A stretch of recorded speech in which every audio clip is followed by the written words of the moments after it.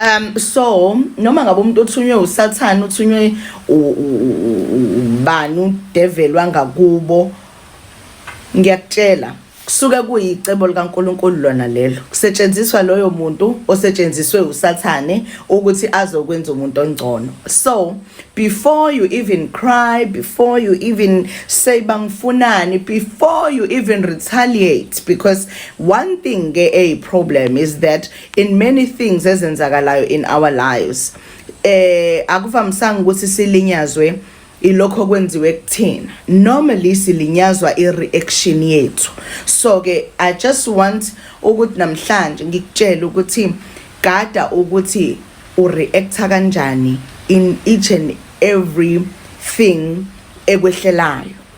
Watsho kwavokatheka uMakhumalo Mseleku bethuna emveni koba simbona ke ethulile ethe cwaka kuthando nesithembu sisenzeka into ezenzekayo bethetha abantu abathethayo bephikisana abaphikisanayo yena ethule ethe cwaka engaphenduli nenye sade sabona ke nomacele ezinika kuye ngokuthi makaphume ezindabeni zakhe noba uyazazi ke phofu ethethela into ebiyenzeke ku season 7 season 7 ke lo ndiyabona uba ube ingxaki kakhulu neyazi ke mos nento ebisenzeka phakathi kwakhe noMayeni kuphikiswana nangeepositions uba ibingubani unumber 2 and then ke uMakhumalo waphela sithi uMayeni udelusional uyathanda uzenza ngathi uyivictim noMangwabe wavumelana naye. So ke sana inoba uMayeni naye kwelakhe icala uzixelele ke uba okay nithi delusional hayi ke mandizise ubudelusional bam kwenzela uba nizondibona kakuhle but ke uthulile ke na ke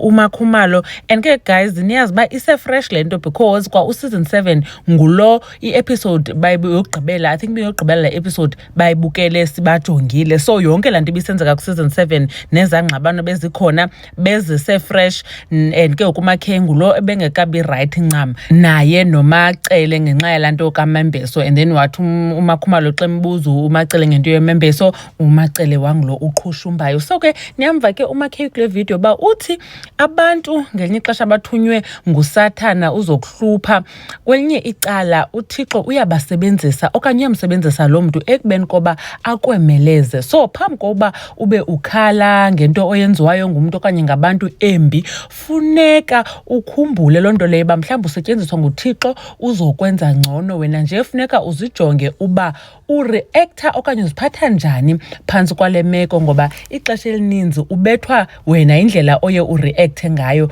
towards lonto yenzekayo. I guess ke uMakhay uyaqalisa ke ngoku ukusebenzisa ingcebiso zakhe ezi azinikezela kule video so akasiniki reactions mos ngoku niyabona basiku episode 4 ka season 8 uMakhumalo upholile apha kuthando nesithembu uthi hayi andizingeni kuyo yonke into dololo reaction. So ku situation ke apho uzibona ngathi uyalingwa ngabantu abathunywe ngusathana zimbini izinto okufuneka uzenzile uthi ke ezo zinto ke mhlawumbe wena nawe ufuneka ukhethile ukuba uyalimala ngalento yenziwayo okanye ukhetha uba wakheke uyaphambili okanye ubheka emva. Uthi ke yena uyabamkela uba mabaze aba bantu bathunyulwe ngusathana ebomini bakhe ufuna baze ngoba bayamlola like bayamqinisa uyabona and bamenza umuntu ongcono ngoba uyafunda into bakhe kuzinto abamenza zona. Uthi ngoba abantu abakuthandayo like abasebomini bakho your family your friends bayakutotosa yabo soze bakuxelele ngqo naxa urongo uyabona bafuna ukuvisa kabuhlungu whereas umuntu yena ongakuthandiyo okanye othunyelwe ngusathana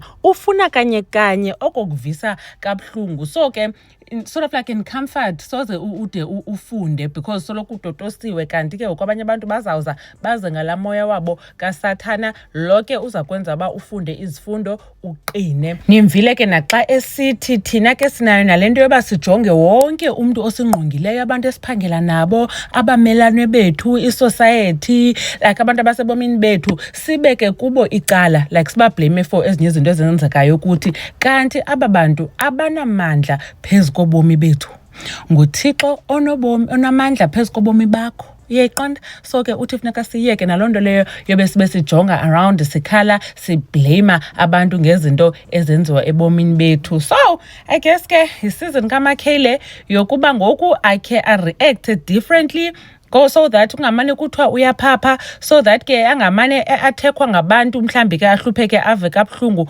Ngoku makafunde isifundo, and uTata Musamseleko wetshilo kuye wathi nawe khawukhe uzibuyise, nawe yeka useva abantu abangakuseviyo, uyaqonda. But ke kokuthula kwakhe kuzawufuneka at some point ethe address indaba yoba athi umayeni udelusional. Anyways, enkosi kakhulu bethunani ngokuthi nibukele le video. Nicinga ntoni ngothando nesithembu season 8 so far? Sekudlale episode ezi4, namhlanje it's Thursday the 30th. Sizobona ke bazabe besiphathele ntoni ku episode 5. uMamgobhozi uyanibona kwi video elandelayo. Bye.